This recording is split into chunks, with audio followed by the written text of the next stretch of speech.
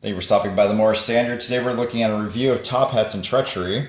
It is a card game, small footprint type, that is very similar to Gloom, where you are whispering and spreading reputation about different characters that the other players have, but it's a little bit in reverse.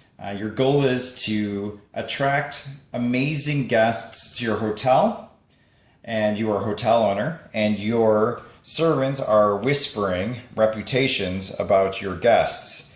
And they can either whisper bad things, like this card is a negative card, or they could whisper good things, like this card is a positive card. And these will be played throughout the turns to the different guests. You also are going to have these yellow cards that are special actions. They allow you to either get more characters, they allow you to clean up the reputation of current characters. And then you also have the dual split cards. These could be good or bad, depending on how you wish to play it.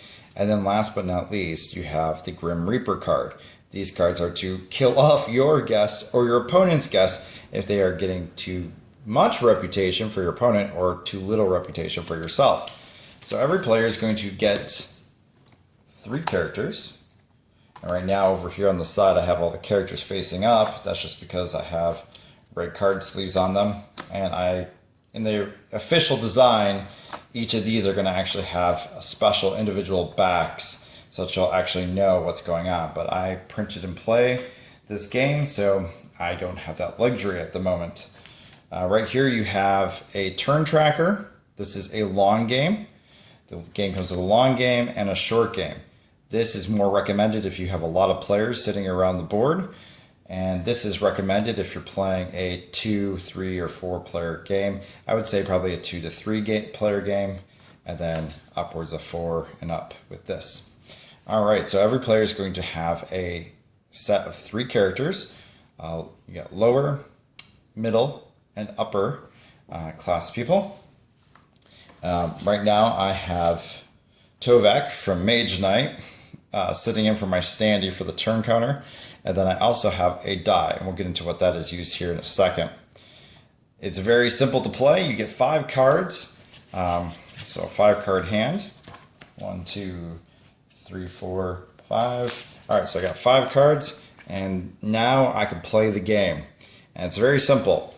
What you do is you take a card, play it to one of the guests, and they're really simple to play. Like for instance, this negative card's laughing stock is worth -2 points. You obviously want to play this to an opponent. This card here is self-worth, and it's worth +2 points. And then it has a little bit of character text or thematic text, which allows you to kind of tell a story.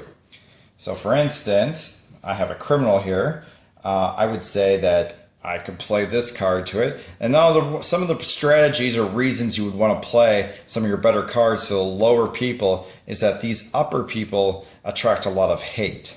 And these lower people are easier to get. So I mean, I could take this card and give it to Florence Nightingale, saying a story about her, how she has self-worth. They said this one is misled by those of higher breeding. You instead rely on your own self-worth to succeed in life. So I could say that Florence Nightingale, that she doesn't care what other people think. She's able to, she's always been able to establish her own reputation. The reputation of other people doesn't taint her, and so on and so forth. And I could tell this epic story about her, about maybe how her father gave her a pendant, and every time she looks at the pendant, she reminds herself where she's come from and what she's achieved, and she doesn't care about what anybody else thinks. So I could tell this little bit of a story, and that's what the game encourages. And then after I play that card and tell my little story, I draw another card, which fits into my rest of my actions.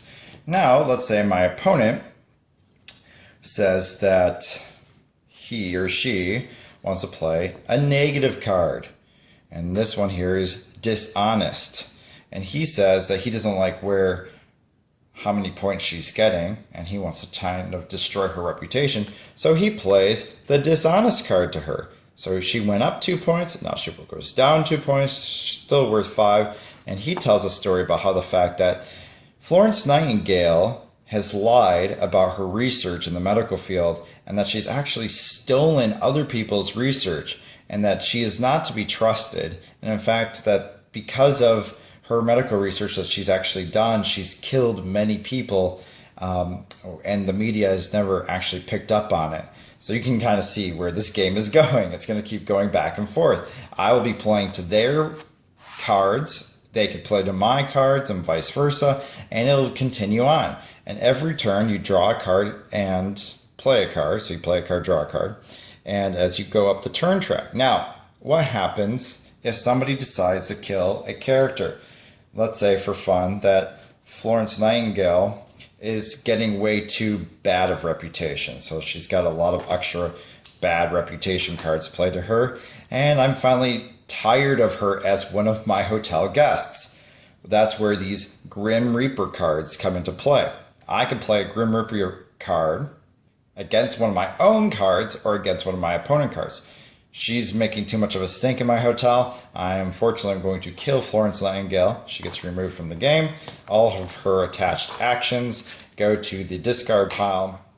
I then, for free, can draw one from the lower class, or I can discard one of my cards and get a middle class, or I could discard two of my cards to get an upper class. Now the thing is your hand size never goes back to a normal hand size until you meet a new phase. See, there's green, yellow, and red phases on the turn track, and until you reach a new phase, your hand size does not go back up. So there's a little bit of a disadvantage to giving up cards maybe early on. You don't really want to lose your characters early on and then decide to try to replace them because your options go way down. Now, that's not the only way you can get more characters. Whenever you go into the new phase, not only does your hand size go back to normal, that means if you have too many cards, you go back down to the correct amount of cards. If you have too few cards, you go back up, but you also get to roll this die. On a 2 or 1, you get a lower class. On a 3 or 4, you get an upper class. And on a 5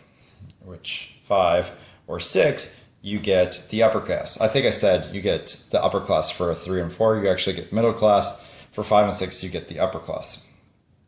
So, as you're progressing, you can actually for free get an extra 2 characters. So you could be up to 5. But you also have these fancy little yellow cards that will allow you to attract a lot more attention and more guests to your hotel. The problem with that is, in a multiple player game, you're going to also attract a lot more attention from cards like Grim Reaper and also the cards that destroy reputation. So that's kind of the risk that you play. A lot of times I will wait to play my extra character cards until the last few rounds where I know that they can actually survive for a little bit. But it's a really fun game. Me and my wife normally don't play this type of game. I tried to get her into Gloom. She didn't like the concept of Gloom, but so I was really worried about having her play test this game, and she actually really enjoyed it.